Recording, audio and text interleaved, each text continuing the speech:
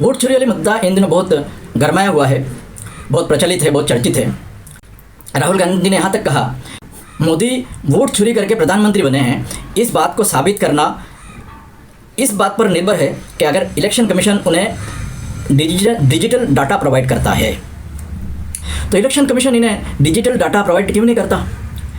अगर देश हित में, देश के लिए एक बात अगर साबित हो रही है, एक बंदे ने ऐसा बेईमानी करके, एक बंदे ने ऐसे धोखाधड़ी करके, एक बंदे ने ऐसे यानी देश को बेवकूफ़ बनाकर जाके प्रधानमंत्री पद को छू लिया, प्रधानमंत्री पदस्थ बन गया, उस बात को अगर साबित हो सकती है डिजिटल डाटा से, तो इलेक्शन कमीशन इसमें पीछे क्यों रहेगा।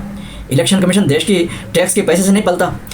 देश हित के लिए, राष्ट्र हित के लिए इलेक्शन कमीशन बनी है ना। कि इलेक्शन कमीशन का मतलब क्या है, इसीलिए ना कि हर चीज़ व्यवस्थित बन पाए। इलेक्शन कमीशन इस बात के लिए राज़ी होना चाहिए कि नहीं चाहिए। तो अगर इलेक्शन कमीशन इस बात के लिए राज़ी नहीं हो रहा है तो दाल में सिर्फ काली नहीं, दाल में सिर्फ कालापन नहीं, पूरी दाल काली है समझ लो। क्योंकि मिली भगत की कहानी है, पूरी की पूरी दाल काली है। और ये लोग मिलकर किसको प्रधानमंत्री बनना है, किसको बनाना है और कौन बनेगा, और उसके बनने की वजह से हमें क्या फ़ायदा है वो भी तय होता है ना पहले से। या तो बड़ा अमाउंट मिल रहा है, या तो लूटने मिल रहा है, या तो खाने मिल रहा है, यानी स्वार्थ, सिर्फ और सिर्फ स्वार्थ, देश हित, देश का स्वार्थ, राष्ट्र हित, इसका कोई मतलब नहीं रह गया।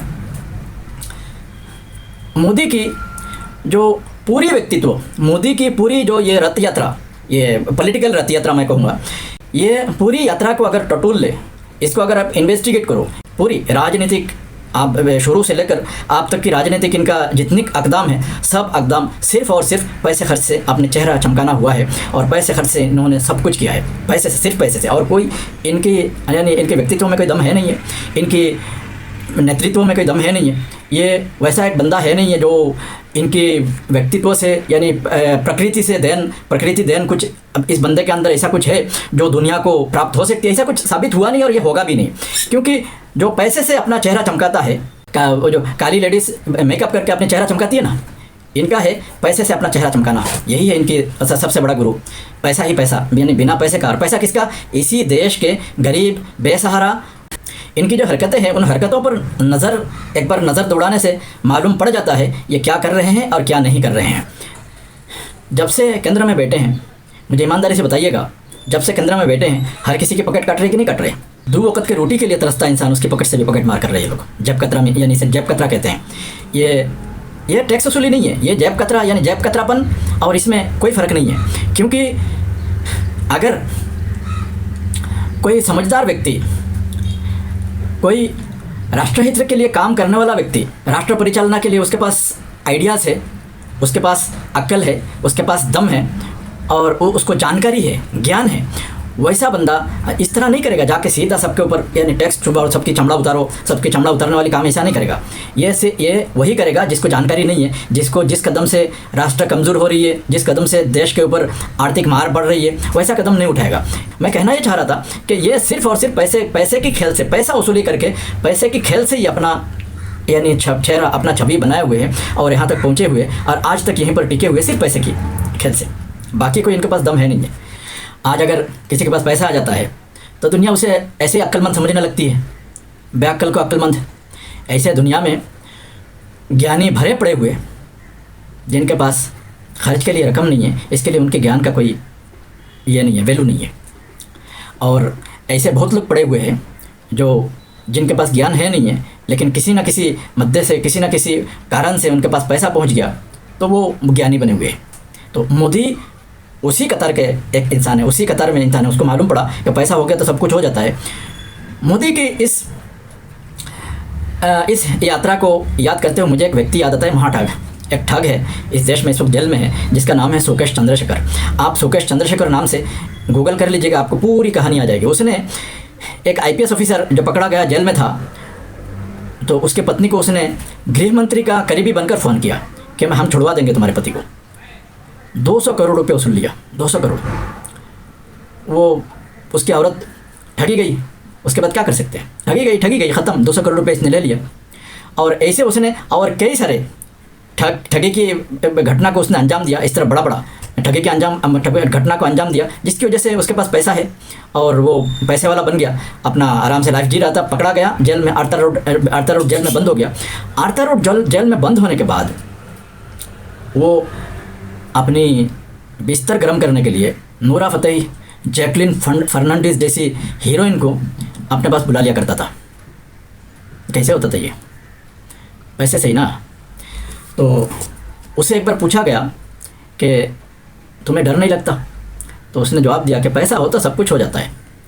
तो इसी पैसे के फॉर्मूले से मैं एक्चुअली ये घटना सुनाना मेरा मकसद नहीं था। मेरा मकसद ये है, मैं कहना ये चाह रहा था, मोदी की चेहरा, मोदी भी इस ठग से बड़ा कुछ है नहीं है। यही ठग है मोदी भी यही ठग है। इससे एक ठग यानी बहुत बड़ा महाठग है, इससे भी बड़ा ठग है वो, क्योंकि उसने देश के साथ ठगी किया।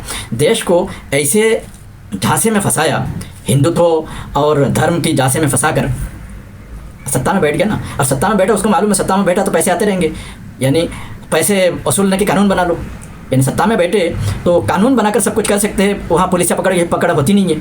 तो इस कड़ी को उसने पकड़ा मोदी ने। ये उतना बड़ा ठग नहीं है सुकेश चंद्रशेखर जितना बड़ा ठग मोदी है। तो इस ठग ने ऐसे ठगा देश को और उस ठग ने वैसे ठगा। मैं ये उदाहरण इसके लिए सामने लाया कि आपको बात यानी साफ हो जाए, इसके लिए बात क्लियर करने के लिए मैंने ये उदाहरण लाया। वो भी ठग है, ये भी ठग है।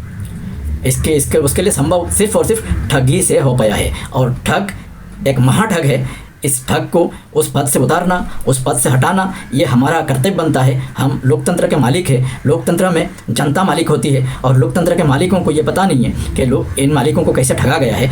और मैं आपको दूसरी एक बात, इसमें मेरा एक्चुअल मुद्दा मोदी की कहानी सुनाना नहीं है। मेरा एक्चुअल मुद्दा है ऐसा होगा क्यों, वोट चोरी क्यों होगा, व्यवस्था में सुराग है, इसके लिए हो रहा है। मैं यही बात चिल्ला रहा हूँ, शुरू से चिल्ला रहा हूँ, व्यवस्था में सुराग है, व्यवस्था में सुराग है। उसको मालूम है कि वहाँ अगर बैठ जाऊँ तो पैसे की कमी नहीं होगी, कैसे भी करके पैसा वसूल लूँगा, कैसे भी करके कुछ भी कर लूँगा, मुझे पुलिस पकड़ नहीं सकती, मुझे ये हो नहीं सकता, मेरे ऊपर कोई कार्रवाई हो नहीं सकती। क्यों भाई? कोई गलत करेगा, कोई भी शख्स,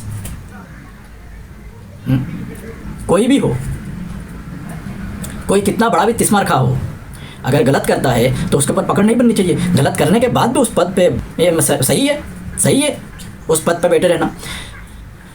तो ऐसे इस व्यवस्था में इस तरह की इन सुरागों को बंद करके इस व्यवस्था में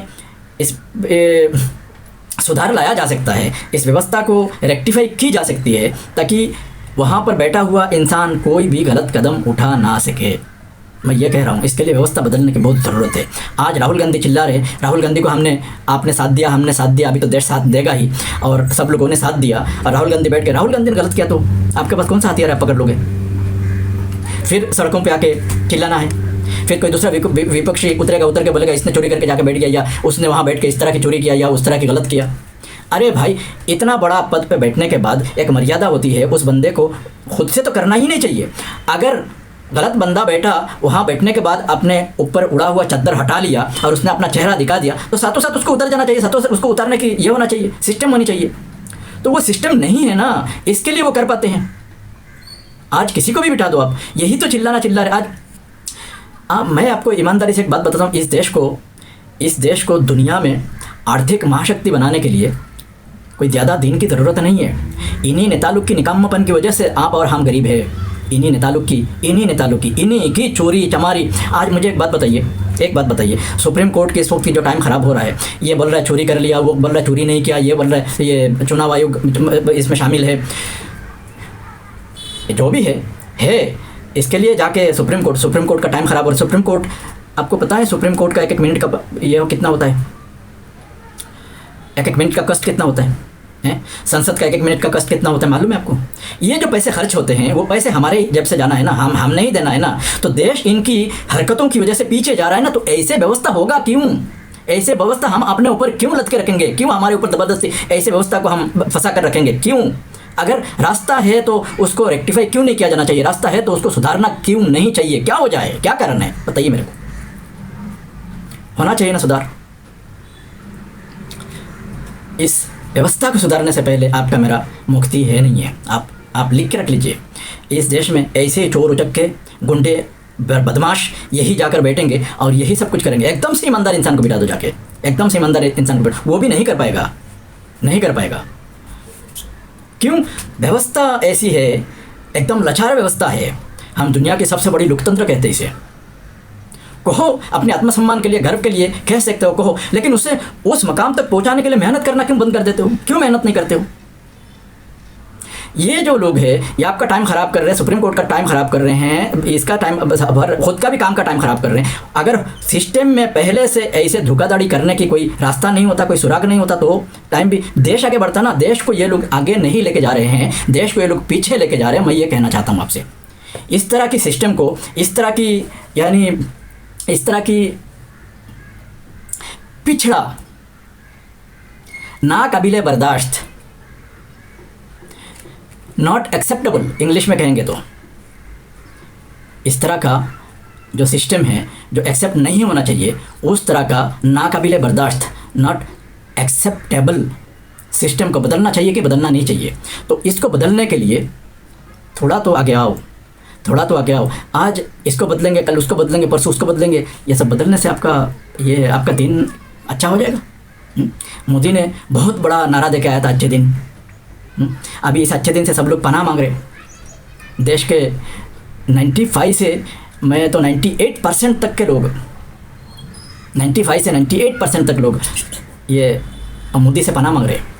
नहीं चाहिए इसे सरकार जो गरीबों को लूट उड़ाता है, जिसे शासन आता नहीं है, राजनीति जिसे आता नहीं, सिर्फ और सिर्फ ठगी आती है। ठगी का महाठग हो, ठगी का महाठग हो, उसे आप राजनीतिविद कहेंगे? उसे ठग कहो सीधे से। तो मैं क्या कहना चाहता हूँ आप समझ गए होंगे। अगर समझ गए तो अपनी अपनी राय दीजिए और अपने हिसाब से चलते रहिए। जैसा यानी अगर आप में ताकत है, दम है, ज़िंदगी में सिर्फ खा पी कर मर जाना जीवन नहीं है। जीवन में जो गलत हो रहा है उसको सुधार के मरना वो जीवन है, याद रखना।